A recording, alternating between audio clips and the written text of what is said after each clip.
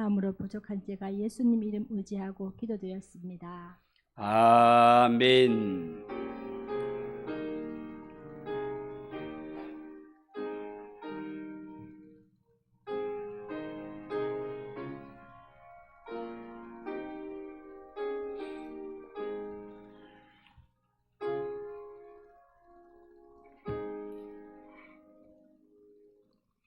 하나님 말씀 구약 성경 스가랴 12장 1절에서 9절입니다.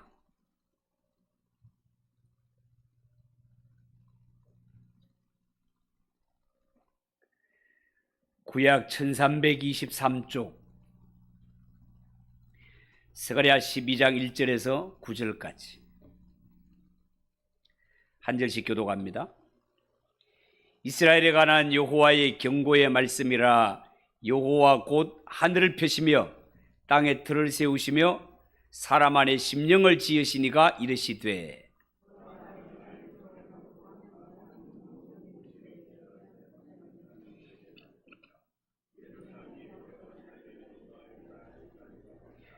그날에는 내가 예루살렘을 모든 민족에게 무거운 돌이 되게 하리니 그것을 드는 모든 자는 크게 상할 것이라. 천하 만국이 그것을 치려고 모이리라.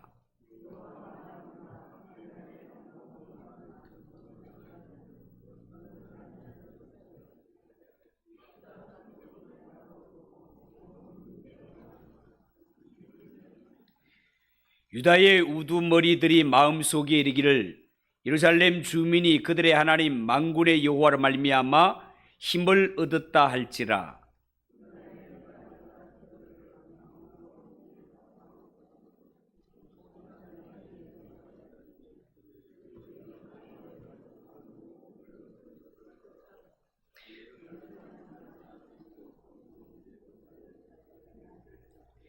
여호와가 먼저 유다 장막을 구원하리니 이는 다윗의 집의 영광과 예루살렘 주민의 영광이 유다보다 더하지 못하게 하려 함이니라.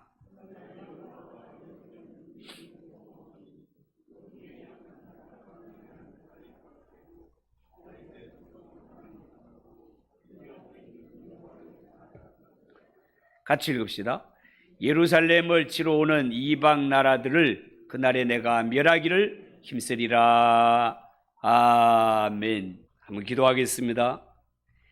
하나님 아버지, 육교구 찬양을 받아주시니 감사합니다. 땅 끝까지 이르러 내 증인이 되라 말씀하신 주님, 주님 오시기 전에 복음이 땅 끝까지 전파되어야 한다고 했습니다. 하나님, 힘써 복음을 증거하며 영혼을 살리는 일에 열심을 다하는 우리 성도들이 되게 하옵소서. 이 밤에도 하나님께 예배하며 은혜 받기 위하여 주님의 전에 올라왔습니다. 하늘문을 활짝 여시고 사모nin 심령마다 은혜를 내리시되 충만한 은혜를 내려 주시옵소서. 예수님의 이름으로 기도하옵나이다. 아멘. 자, 오늘 읽은 이 말씀을 가지고 여호와의 경고의 말씀이라, 여호와의 경고의 말씀이라, 그런 제목으로 말씀을 전하겠습니다.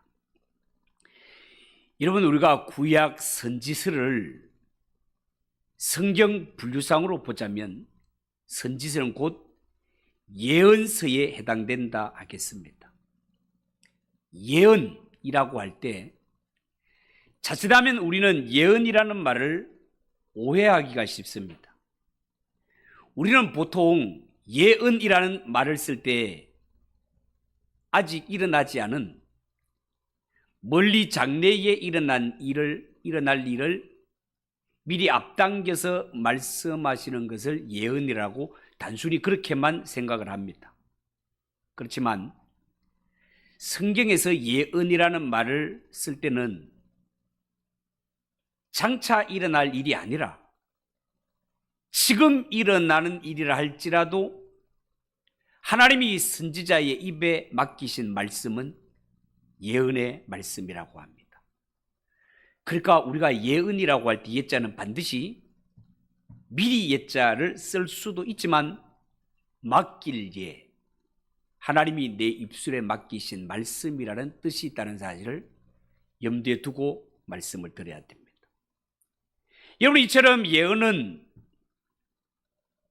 하나님이 선지자의 입에 맡긴 말씀을 그대로 증거하는 것이기 때문에 어쩌면 말하는 사람도 이 예언이 무슨 말인지 모를 수도 있습니다. 그리고 이 예언을 받고 듣는 사람도 무슨 동화책을 읽고 듣듯이 반드시 쉽게 알아들을 수 있는 것도 아닙니다. 그렇기 때문에 성경의 예언은 억지로 풀어서도 안 되고 내가 듣기 쉬운 대로 마음대로 해석을 해도 안 되는 것이며, 하나님의 예언의 말씀은 반드시 올바른 연구와 묵상을 통해 하나님의 마음을 이해하는 것이 대단히 중요하다, 그렇게 말씀드릴 수 있겠습니다. 신약 성경 베드로후서 3장 16절에 보면 이런 말씀이 있어요. 또 그 모든 편지에도 이런 일에 관하여 말하였으되 그 중에 알기 어려운 것이 들어 있으니 무식한 자들과 굳세지 못한 자들이 다른 성경과 같이 그것도 억지로 풀다가 스스로 멸망에 이르느니라. 하나님의 예언의 말씀, 성경 말씀을 억지로 풀다가 멸망에 이를 수도 있다라는 위험성을 말씀하고 있단 말이에요. 여러분들, 우리들 주위에 대다수의 이단들이 바로 이 문제에 걸려서 실족하는 것입니다. 여러분, 성경 본문을 오늘 보면 이스라엘에 관한 여호와의 말씀의 경고라라고 하면서 하나님을 소개할 때 이렇게 소개했습니다. 1절 보십시오. 여호와 곧 하늘을 펴시며 땅에 틀을 세우시며 사람만의 심령을 지으신 이가 이르시되. 자, 그렇게 소개하고 있습니다. 우리가 믿는 하나님은요, 이 세상 모든 것을 지으신 창조주 하나님이시란 말입니다. 믿으십니까? 하나님이 창조시란 말이에요. 푸른 하늘과 울창한 숲, 이 세상의 수많은 생명들을 창조하신 이가 바로 우리가 믿는 하나님이시다 말입니다. 자, 그러면서 특이하게도 1절은 이 하나님을 소개할 때 하나님은 심령을 지으신 자, 하나님은 심령을 지으신 자로 소개하고 있습니다. 자, 성경은 왜 여기서 갑자기 하나님을 눈에 보이지 않는 심령의 세계, 곧 영적인 세계를 창조하시는 분으로 소개하고 있는 걸까요? 그거는요, 우리 인간의 진정한 축복은 눈에 보이는 물질 세계에 있는 것이 아니라 눈에 안 보이는 심령의 세계에 있음을 가르쳐 주시기 위해서 그렇게 말씀하는 겁니다.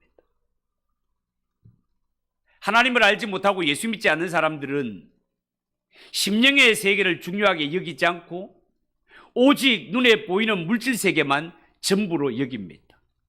그래서 불신자들은 가능한 한 눈에 보이는 것들을 많이 움켜쥐려고 합니다. 그래서 이 세상에 살면서 돈이나 권력, 학식 이런 것들을 많이 움켜쥔 사람, 자식을 많이 낳고 건강하게 오래오래 사는 사람, 그들이야말로 가장 복된 삶을 산 자라고 그렇게 여깁니다.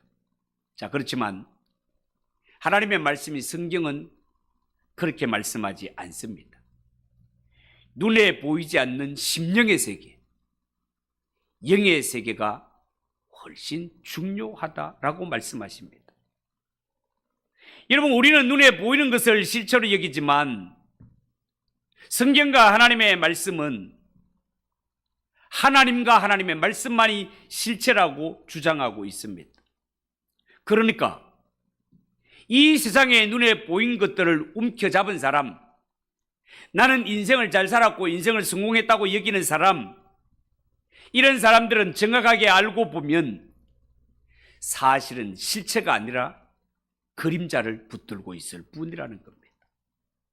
그래서 지혜의 왕 솔로몬은 세상 부귀를 추구하며 사는 것, 그것은 마치 바람을 잡는 것과 같더라, 그렇게 말씀했단 말이죠. 여러분, 사람이 바람을 움켜잡는다고 해서 바람이 잡혀지는 것입니까? 손으로 잡았다 하는 순간 손가락 사이로 다 빠져나가 버리는 것이 바람의 실체가 아니겠습니까? 여러분, 명심하십시오. 진정한 실체는 눈에 보이지 않는 하나님과 하나님 말씀만이 인생의 참 실체가 된다는 것입니다. 하나님의 말씀이 지금 이 세상을 지탱해 주고 있으며 이 땅의 모든 생명을 공급해 주고 계시단 말이에요. 1절에 말씀하신 대로 하나님이 우리 눈에 보이는 아름다운 세상을 만드셨을 뿐만 아니라 눈에 보이지 않는 심령의 세계, 영의 세계도 하나님이 지으셨다고 말하고 있습니다. 하나님은요, 마치 달이나 화성의 표면처럼 황폐해서 아름다운 것이라고는 하나도 없는, 타락한 사람의 마음까지도 그 내면에 예수 믿게 함으로 말미암아 꽃이 피고 나무도 자라고 열매를 맺는 이런 아름다운 낙원으로 가꾸시는 이가 하나님이시단 말입니다. 여러분, 오늘 성경에 나오는 유다, 이 유다는 예루살렘 외곽 지역으로 천하 만국으로부터 공격을 받고 있기 때문에 당시의 유다는 하나님의 구원하심이 절대로 필요했습니다. 2절을 보십시오.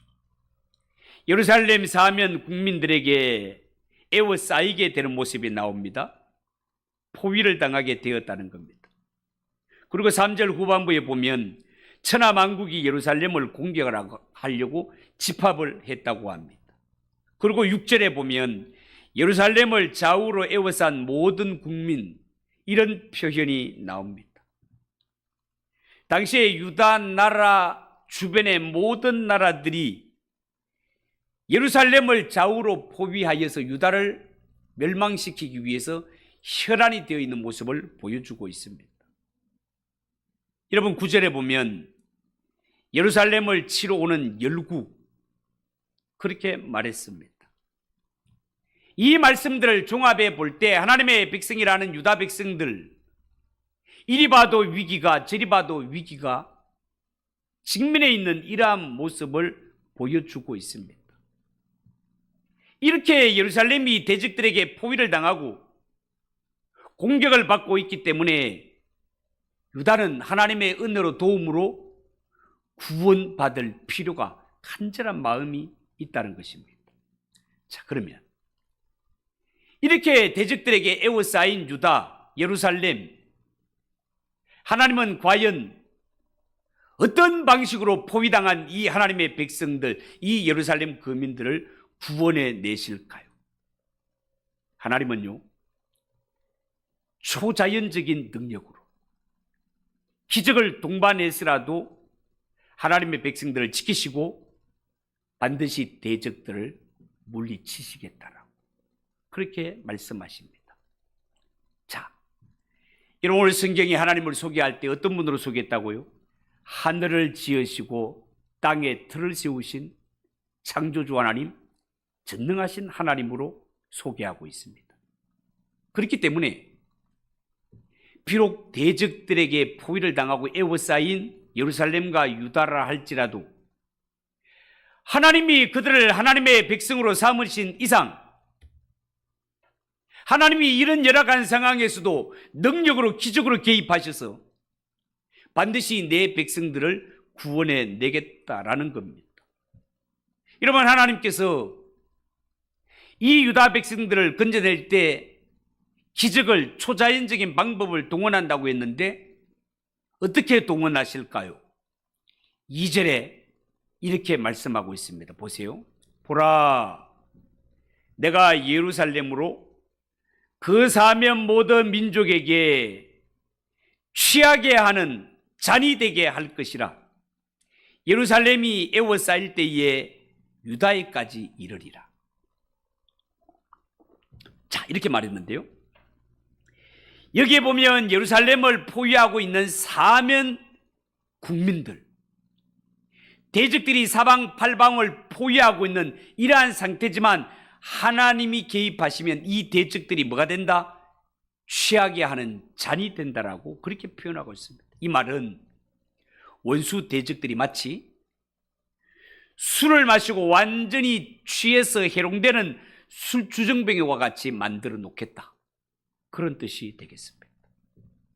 여기에 취하게 하는 자는 하나님의 심판하시는 잔이 되겠습니다.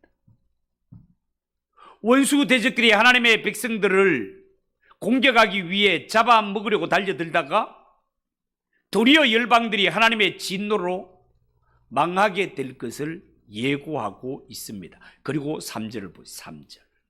그날에는 내가 예루살렘을 모든 민족에게 무거운 돌이 되게 하리니 그것을 드는 모든 자는 크게 상할 것이라. 천하 만국이 그것을 치려고 모이리라. 자, 그렇게 말씀했습니다. 여러분, 사람이 자기 힘이 한계가 있고 무게가 한계가 있는데 자기 힘으로는 도저히 드러낼 수 없는 큰 바위돌 돌덩어리가 있다고 칩시다. 이걸 무리해 가지고 들어치우려고 힘을 영창차 써가지고 그렇게 해서 허리 나가는 사람이 한둘이가 아닙니다. 무거운 돌을 억지로 들다가 자칫하면 허리 다치듯이 오늘 성경에 보면 예루살렘을 침략했던 대적들이 예루살렘을 들어치우려고 하다가 하나님이 유다 백성을 돌이 되게 하시겠다고 하지 않았습니까? 그것도 무거운 돌. 이 무거운 돌이 되게 하였거늘 원수 대적들이 그것도 알지 못하고 이 유다 백성들을 들어서 던지려고 달려왔다가 마치 허리가 나가는 이 사람들처럼 하나님의 백성을 공격하려고 했던 자들은 오히려 자기 허리를 다쳐 장애인이 되는 역사가 일어나게 되더라라는 겁니다. 하나님이 하신단 말이에요. 4절. 여호와가 말하노라. 그날에 내가 모든 말을 쳐서 놀라게 하며 그 탄자들을 쳐서 미치게 하되 유다 족속은 내가 돌보고 모든 민족의 말을 쳐서 눈이 멀게 하겠다. 그렇게 말씀하고 있습니다. 지금 유다가 당한 모습, 열방과 대적들이 유다 백성과 예루살렘을 치기 위해서 말을 몰고 왔다는 것입니다. 기병이 쳐들어왔다, 그런 뜻이죠. 그런데 하나님 보세요. 하나님은 수많은 말을 몰고 공격해 왔지만 어떻게 해요? 하나님이 말들을 쳐서 앞에 눈이 보이지 않게 하시겠다는 겁니다. 말뿐만이 아니라 말 탄 사람들은 정신착란이 일어나게 하겠다는 것입니다. 수많은 말과 병거를 앞서 공격해 와서 하루아침에 해장거리도 안 될 거라고 생각을 했지만 하나님이 함께 하시니 말은 앞이 안 보이고 말 탄 자들은 정신이 나가버려서 저희들끼리 서로 치고 죽임으로 다 죽게 되더라. 하나님이 그렇게 하시더라고. 성경은 그렇게 말하고 있습니다. 6절 보세요. 6절. 그날에 내가 유다 지도자들을 나무 가운데 화로 같게 하며 곡식 단 사이에 횃불 같게 하리니 그들이 그 좌우에 에워싼 모든 민족들을 불살할 것이요 예루살렘 사람들이 다시 그 본 곳 예루살렘에 살게 되리라. 그렇게 말했습니다. 여러분, 이 말씀은 어쩌면 삼손이 블레셋 사람들을 공격할 때 사용했던 방법을 똑같이 사용하는 것처럼 보입니다. 여러분, 사사기에 보면 삼손은 블레셋과 전쟁을 할 때 무기가 없어서 여우를 사용해서 싸웠던 거 기억하십니까, 여러분? 여러분, 사사기에 보면 삼손이 여우 300마리를 잡아가지고 여우 꼬리를 쓸어묶고 그 사이에 횃불을 달게 됩니다. 그리고 이 꼬리에 불붙은 300마리 여우들을 블레셋 사람들의 곡식 밭으로 몰아넣으니 당시의 곡식 당과 아직 배지 아니한 곡식과 포도나무와 감람나무 모두를 불태워 버렸다라고 성경은 그렇게 말했습니다. 곡식이 될 만한 식물이 될 만한 모든 것들이 다 불타 없어지게 되었다는 것입니다. 먹을 것이 없는데 전쟁을 어떻게 하겠습니까? 하나님은 이와 똑같은 방법을 사용하시겠다는 겁니다. 유다의 두목들이 횃불을 들고 다닙니다. 횃불을 들고 다니다가 외적들이 쳐들어온 것을 향해서 불꽃을 대었을 때 이 불꽃에 마치 습이 살라지듯이 모두가 불타 사라지게 되더라는 것입니다. 8절 9절 그날에 여호와가 예루살렘 주민을 보호하리니 그 중에 약한 자가 그날에는 다윗 같겠고 다윗의 족속은 하나님 같고 무리 앞에 있는 여호와의 사자 같을 것이라.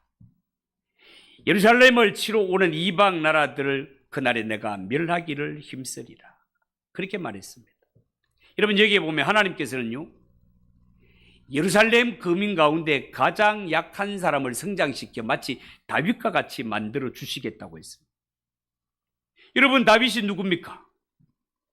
어린 시절 아버지의 양을 맡아 치던 목동이었지만 이 목동 다윗이 형님들의 안부를 알기 위해 전쟁터에 나갔다가 블레셋의 장수 골리앗이 나와서 하나님과 하나님의 군대를 모욕해도 아무도 나가지 못하는 이런 상황 속에서 물맷돌 5개 가지고 나가 한 방으로 골리앗을 때려 눕혀버리는 그 인물이 다윗 아닙니까? 하나님은 약속하시기를 예루살렘 거민 가운데 가장 약한 사람도 성장해서 다윗처럼 되고 다윗의 족속은 한층 더 성장되어서 여호와의 사자처럼 된다라고 그렇게 말하고 있습니다. 하나님이 함께 하시면 누가 당할 자 있으리요? 그런 뜻이 되는 겁니다. 결국 예루살렘 거민들은 하나님으로부터 은혜 받고 능력받아 모든 원수 대적들을 다 물리치게 된다는 하나님의 약속의 말씀인 것입니다. 여러분, 오늘 이 성경에 보았을 때 원수 대적들이 말대를 몰고 기병을 몰아 하나님의 백성들의 도성을 포위하고 위협을 가할 때는 이러다가 하나님의 백성들이 망하는 것 아니겠나 싶었지만 하나님이 기적과 능력으로 개입하셔서 원수들을 물리치고 인생들이 상상치도 못했던 초능력적인 기적을 동원해서라도 하나님은 하나님의 백성을 지키신다고 그렇게 말씀합니다. 하나님은 성경에 내가 하리라 라는 표현을 반복해 사용함으로 말미암아 이는 사람이 하는 일이 아니라 하나님이 하시는 일임을 강력하게 주장하고 있는 것을 보게 됩니다. 그러면 우리는 이 상황을 어떻게 이해하며 어떻게 해석해야 되겠습니까? 어떤 사람은 여기에 그날을 21세기보다 더 미래의 어떤 날이라고 그렇게 해석을 합니다. 미래의 어떤 날 예루살렘을 둘러쓰고 마치 세계 1차, 2차 대전이었던 이런 세계 대전이 일어나게 될 것이다. 이런 전쟁이 일어나게 될 때 하나님은 예루살렘과 유대인들을 보호하고 세계와 열방을 다 멸망하게 만들 것이다라고 그렇게 해석을 하는 자들이 있습니다. 그것을 가리켜서 문자적 해석이라고 그렇게 말합니다.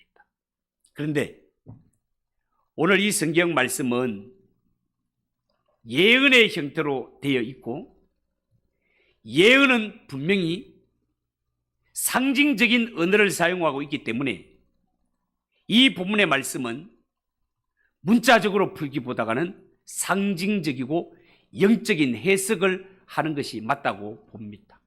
이를테면 여러분 구약 예언에 나타난 이스라엘 혹은 예루살렘은 신약에 등장할 새로운 영적 이스라엘, 영적인 예루살렘으로 이해를 해야 맞습니다. 여러분, 구약의 육신적인 이스라엘이 무너진 자리에 또다시 육신적인 이러한 이스라엘 나라가 세워진다는 말이 아니고, 신약에는 영적인 이스라엘, 영적인 이스라엘이 뭡니까? 예수 그리스도를 믿음으로 말미암아 하나님의 은혜로 부르심을 받은 구원받은 성도들, 이것이 구약에는 이스라엘이라고 표현이 됐다면 신약에 와서는 예수 믿고 구원 얻은 성도의 모임을 교회라고 보는 것입니다. 그러니까 오늘 여기에 하나님께서 이 이스라엘을 보호하고 하나님의 백성들을 보호한다는 것은 신약에 와서 주님께서 피로 값주신 교회, 하나님의 성도들을 어떤 위기와 어떤 어려움에 있다 하더라도 그들과 함께 하시고 반드시 그들을 구원하신다는 하나님의 약속으로 보는 것이 옳다라는 것입니다. 갈라디아서 4장 26절에 보면 이런 말이 있습니다. 오직 위에 있는 예루살렘은 자유자니 곧 우리 어머니라. 그렇게 말했습니다. 옛날 교부들은 주장하기를 교회를 어머니로 갖지 아니한 사람은 하나님 아버지를 가질 수 없다라는 말을 하기도 했습니다. 다시 말해서 예루살렘은 하나님의 자녀들에게 어머니가 되는데 이는 곧 교회를 두고 하신 말씀이다라는 겁니다. 그렇기 때문에 지금 스가랴 선지자가 예언하고 있는 이 예언 가운데 예루살렘, 이 예루살렘은 신약의 예수 피로 세워질 교회로 해석하는 것이 합당한 해석이다, 그 말입니다. 그렇다면 이렇게 예루살렘이 공격을 받게 된다는 말은 장차 신약의 교회가 세상으로부터 크게 핍박을 받게 될 것을 예고한 말씀으로 본다 말이죠. 여러분, 지금도 전 세계에 선교사들이 나아가 복음을 전하고 있습니다마는 선교사들이 각 나라에 들어가서 예수 십자가 복음을 마음껏 전할 수 있는 나라가 몇 나라가 되지 않습니다. 다 핍박을 당합니다. 죽임을 당합니다. 세상의 정치 지도자들이 교회를 핍박합니다. 지금도 저 힌두교 국가나 이슬람 국가나 불교 국가들, 겉으로는 종교의 자유를 주는 것처럼 보이지만 그러나 선교사들이 마음 놓고 복음을 전하는 일에 있어서 자유가 주어지지 않는 것이 대부분의 모습이란 말이죠. 복음을 전하는데 제지를 당하고 있습니다. 특별히 나라 이름 끝에 스탄, 파키스탄, 어디 무슨 스탄, 아프가니스탄, 이런 스탄이라는 이러한 이름이 붙어있는 나라들, 그들은 이슬람에서 개종하면 죽여도 괜찮다라는 그러한 율법을 지키며 살아가는 나라인 것이 사실이다 말이죠. 마치 지금 유다의 상황처럼 열국이 예루살렘을 치기 위해 포위하고 진치는 것처럼 장래의 교회와 이 복음은 세상으로부터 위협을 당할 때가 있다, 그 말입니다. 그러면 교회가 복음을 전함으로 인하여서 망하는가? 라고 할 때 오늘 성경에 보면 절대로 그렇지 않다는 것입니다. 왜요? 전능하신 하나님이 눈동자와 같이 교회를 지키시고 교회를 핍박하는 원수들에게 심판의 진노의 잔을 내리시기 때문에 그렇습니다. 여러분 아십시오. 신약의 교회를 건드리는 자는 하나님의 눈동자를 건드리는 자요, 교회를 핍박하는 자들, 자기 힘으로 들 수 없는 무거운 돌을 들려다가 헐이 나가는 자들이요, 하나님의 진노의 잔으로 비틀거릴 자요, 정신 착란을 일으킬 자요, 그들이 대단하게 믿고 있는 말들조차 무기로 삼는 것조차 앞을 보지 못하고 소용없게 될 이러한 것들이요, 하나님의 능력 앞에 세상의 무기들은 소용없어지는 날이 있다라는 것입니다. 그 정도로 오늘 성경에 하나님께서는 하나님의 교회를 위하시되 하나님이 목숨 걸고 위하시고 지키시는 것이 교회를 향하신 하나님의 마음인 줄 아시기 바랍니다. 그러면 여기서 말하는 교회는 뭘까요? 교회는 우리가 지금 예배드리고 있는 이 장소를 교회라고 할까요? 이거는 예배당 건물이고, 교회는 예수님을 믿어 성령님을 내 마음속에 모신 성도 한 사람, 두 사람, 우리의 모임 자체가 교회임을 믿으시기 바랍니다. 성령을 모시고 예수 피로 씻음받은 여러분 한 사람 한 사람은 보통 사람들이 아닙니다. 여러분을 괴롭히는 것은 하나님에게 도전하는 것과 똑같습니다.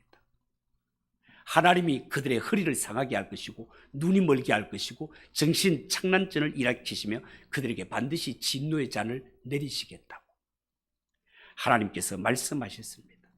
여러분, 우리 예수 믿는 사람은 사람 혼자가 아니라 우리의 백그라운드가 되어주시는 전능하신 하나님이 우리와 함께 계시다는 사실을 명심하시고 어디를 가서도 담대하게 예수 믿는 것 자랑하고 복음을 자랑하며 살아갈 수 있는 저와 여러분 되시기를 주님의 이름으로 축복합니다. 기도하겠습니다. 하나님 아버지, 은혜를 감사합니다. 이렇게 예루살렘을 공격하기 위해서 세계와 열방이 애워쌌지만 하나님께서 저들을 지키실 때 초자연적인 능력, 기적을 동원해서라도 반드시 지켜내시는 것을 말씀을 통해 깨닫습니다. 하나님 아버지, 우리를 붙드신 하나님, 전능하신 하나님이신 줄 믿습니다. 세상은 교회를 우습게 알고 예수 믿는 성도들을 핍박할지라도 하나님께서 우리의 편이 되시고 하나님이 우리를 위하시면 하나님 앞에 그 누가 대적할 수 있겠습니까? 하나님, 결단코 우리가 두려워하거나 떨지 말고 나와 함께 하시는 하나님으로 인하여서 용감하게 하시고 주님 오시는 그날까지 담대하게 이 복음 증거하며 살아가는 우리 성도들 되게 하옵소서. 예수님의 이름으로 기도하옵나이다. 아멘. 257장 찬송하겠습니다.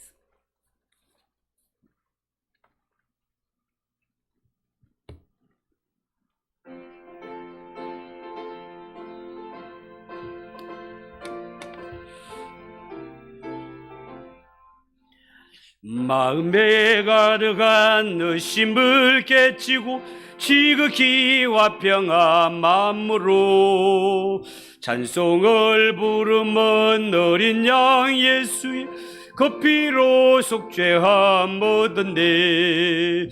속죄함 속죄함 주 예수 내 죄를 속했네. 할렐루야 소리를 아파요 함께 찬송하세. 그 피로 속죄함 얻었네.